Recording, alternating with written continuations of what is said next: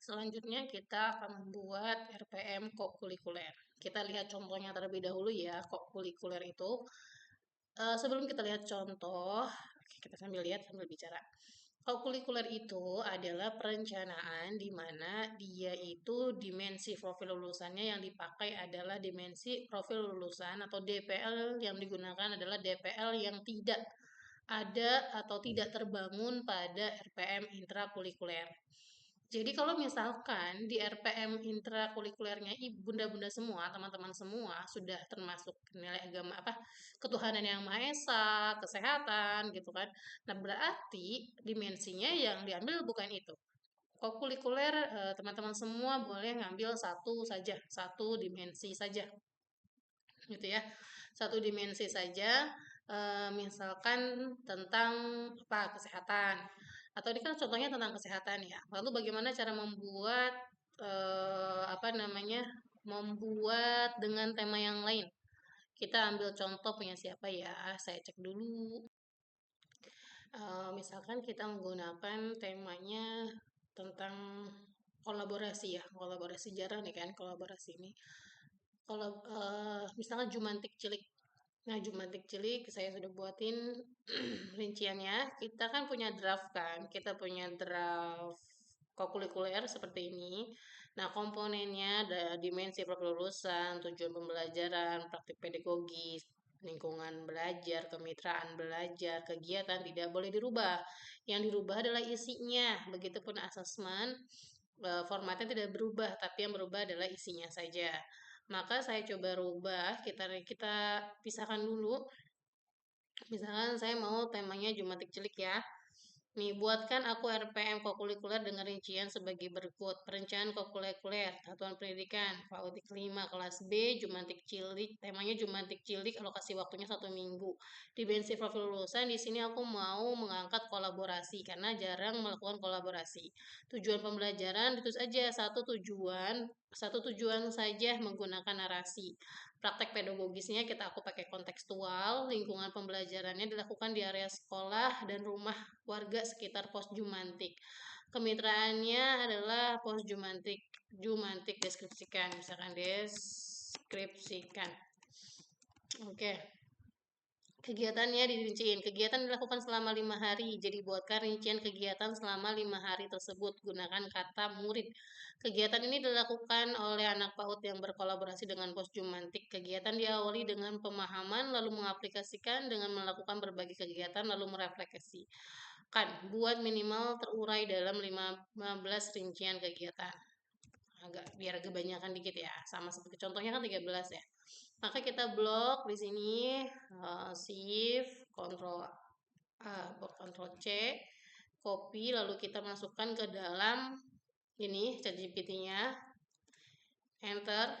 Kita lihat apa yang terjadi. Oke, aku bikin RPM-nya. Oke, kolaborasinya nggak perlu nanti dihapus aja tuh kolaborasi mampu bekerja sama boleh sini teman guru dan mitra.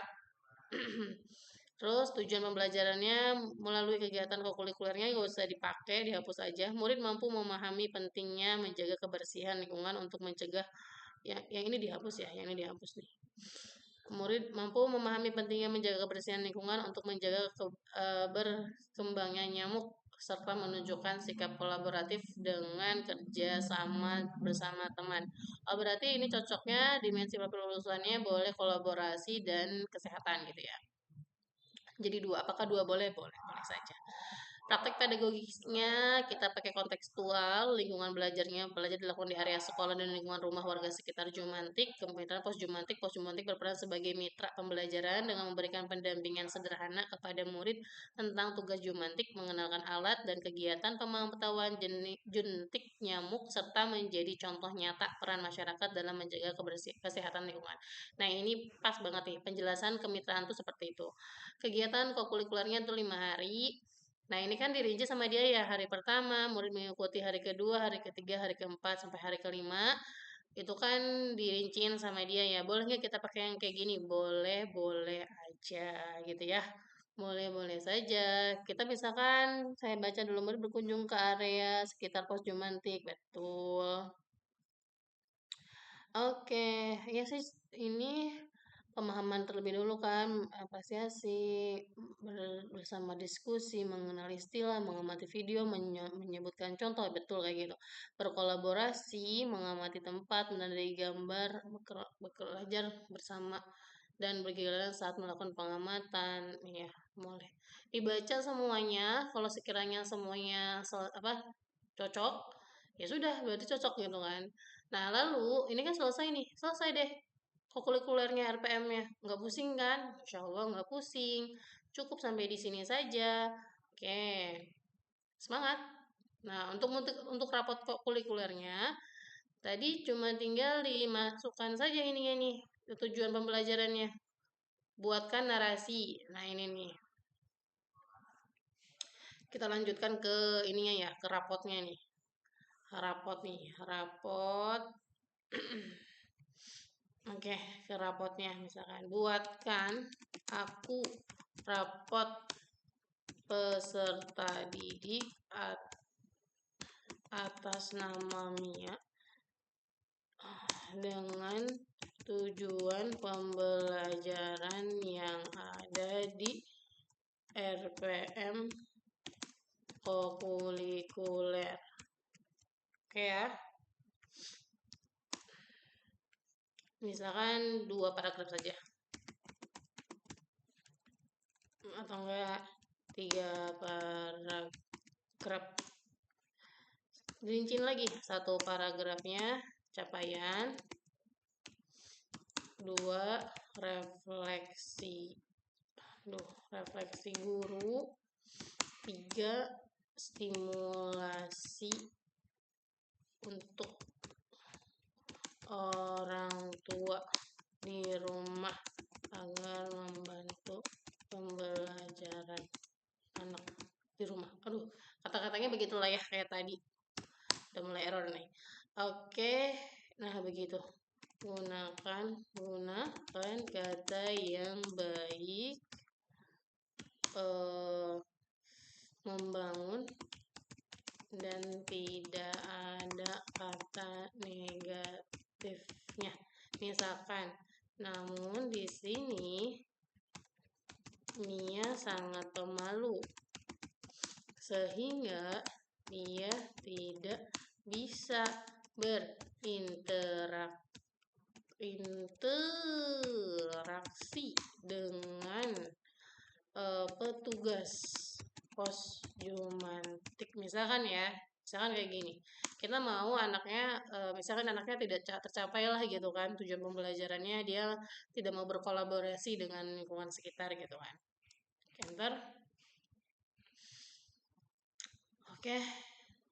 Mia telah mengikuti kegiatan kokuler jumantik dengan penuh perhatian. Oh, ini salah nih. Tadi lupa mengatakan untuk tidak menggunakan kata asumsi. Penuh perhatian dan ketertarikan, Mia mampu memahami pentingnya menjaga kebersihan lingkungan dalam kegiatan kelompok. Mia menunjukkan kemampuan bekerjasama dengan cara mendengarkan, mengikuti arahan guru, serta berpartisipasi dengan kegiatan sederhana seperti mengamati. Mia juga mampu mengekspresikan pemahamannya melalui gambar dan cerita. Selama kegiatan berlangsung, Mia menunjukkan karakter yang tenang dan berhati-hati dalam berinteraksi. Mia lebih nyaman belajar melalui pengamatan, meskipun belum banyak berkomunikasi langsung dengan petugas pos jumantik. Nah ini dia. Ini tadi kan harusnya kalimat negatif ya, biasanya kita keluar, tapi ini jadi berubah jadi kalimat positif. Meskipun belum banyak berkomunikasi langsung dengan petugas pos jumantik, Mia tetap terlibat secara aktif dengan cara memperhatikan. Nah, seperti itu ya. Maka stimulasi orang tua pun berbeda nanti ini. Tentang kebersihan di rumah seperti mengamati tempat lain, memberikan kesempatan pada Mia untuk bercerita, bermain peran, dan atau menggambar tentang ini. Nah ini dia gitu ya. Jadi meskipun anak tidak mencapai tujuan pembelajarannya, tapi narasinya tetap bersifat positif gitu ya. Atau misalkan gini, jangan gunakan kalimat asumsi buat secara nyata.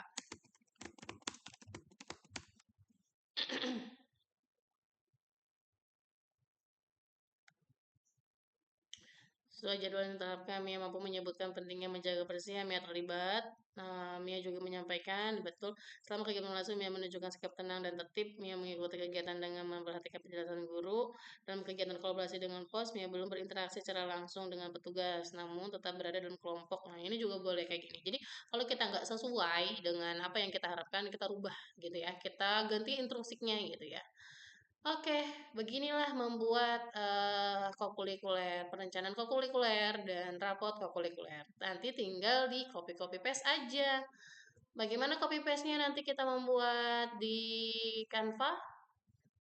Oke, kita tunggu selanjutnya, video selanjutnya. Terima kasih.